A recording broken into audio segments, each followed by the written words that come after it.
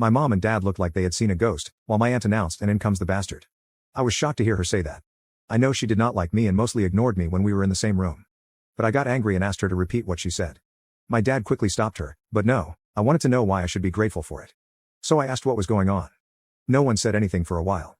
So I asked again and became grateful for being ignored, neglected, and abandoned while my siblings were spoiled and played happy family with dad. As soon as I said dad, my aunt shouted that I was not his son. I was shocked by what she said, and I asked my dad if it was true. He looked at me and just said, "I am sorry." I don't know what to say. I looked at my mom and she said nothing. I left my room and just started crying. Later, my mom found me on the floor shaking and crying. She helped me up and stayed with me until I fell asleep. I woke up this morning and called in sick. I barely left my room today. I feel like everything I have done to make the man I call dad proud or just to acknowledge me has been a waste of my life. On Thursday, before I left for work in the grocery store, my father, whom I will refer to as Richard, called out to me, and I responded by saying, "Yes, Richard?" He looked confused because I had always called him dad before. After a bit of silence, I asked what? Quite bluntly. He didn't respond and told me it was nothing, so I went to catch the bus. When I got home late in the evening, my mom wanted to know why I called her husband by his first name. I told her he never treated me as anything closely as a son, so why should I call him dad anymore? She had no answer, and she told me he was hurt by it.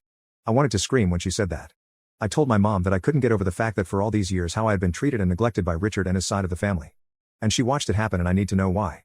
She started to tear up and just told me how sorry she was and kept on saying "I am so sorry" over and over. It hurt me in that moment to see my mom cry, and I tried my hardest to keep my emotions in, and I asked her again why. After some time, when she calmed down, she told me what happened. She got pregnant with her ex and he abandoned my mom. She got a job at a cafe house and there she met Richard. He was a regular customer and they got to know each other. Richard asked her out, and even though she told him she was pregnant, he didn't care at the time. Richard's parents were not happy about the idea that their son was dating a pregnant woman. They made plans to get married soon after I was born.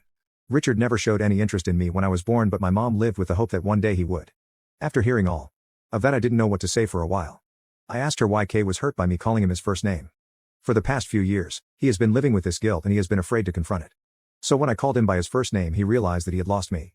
Then I asked her why I was left with people who abused me physically, mentally, and emotionally while they went on trips and vacations. She was shocked to hear about the physical abuse and asked me about it. I told my mom that I never said anything at the time because I was afraid of Richard's family members. My grandparents would scold me loudly and hit me when I was younger.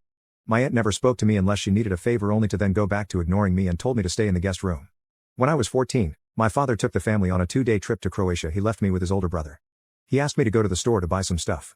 And of course, I said yes. When I came, he opened the door, took the bags, and locked me out of the house. I sat there crying until they had all finished with their dinner, and then he let me in. She cried the whole time while I told her everything. She told me how sorry she was. She knew they didn't like me, but this was just hate. After the conversation, she asked if I was going to move out and where. I told her I was planning on it and that I would not tell her because I didn't want them to know where I would be staying. She started to cry again. And again. It hurt to see her cry. The conversation was long and lasted for several hours, but these are just the main points. After that, I went to my room to clear my head and think. About an hour later, someone knocked at my door. It was Richard. It was the first time since I can remember he ever entered my bedroom. He looked around for a bit. He looked shelf where I kept all of the awards and trophies from school and sports. He was both surprised and sad when he saw the medals. From when I did track and field and played football. He stopped when he saw the small man of the match award and picked it up. He held it for a while and started to tear up. He put it back and sat down on the bed. Neither of us said anything for a while. I asked if Mom had told him what we had talked about. He was still tearing up and slightly nodded his head. I asked him if he was aware of how I saw him, and he nodded again and whispered yes. So you know the extent of what our parents and siblings have put me through. He looked me in the eye and asked if it was true. I said yes, and he just started full-on crying. After a while, he stood up and hugged me. This was the first time he had ever hugged me and cried in front of me before. I just hugged him back and started to cry. He didn't want to let go, and he said how he was sorry for the pain he put me through, for the years of neglect, for treating me like an outsider, and he begged me not to move out. When he finally let go, he asked to be given a chance. I told him that maybe with time I could forgive him and Mom, but they had to earn it. But I won't forgive his family for the things they had done. He was hurt by it but accepted it. For now, I am not moving out.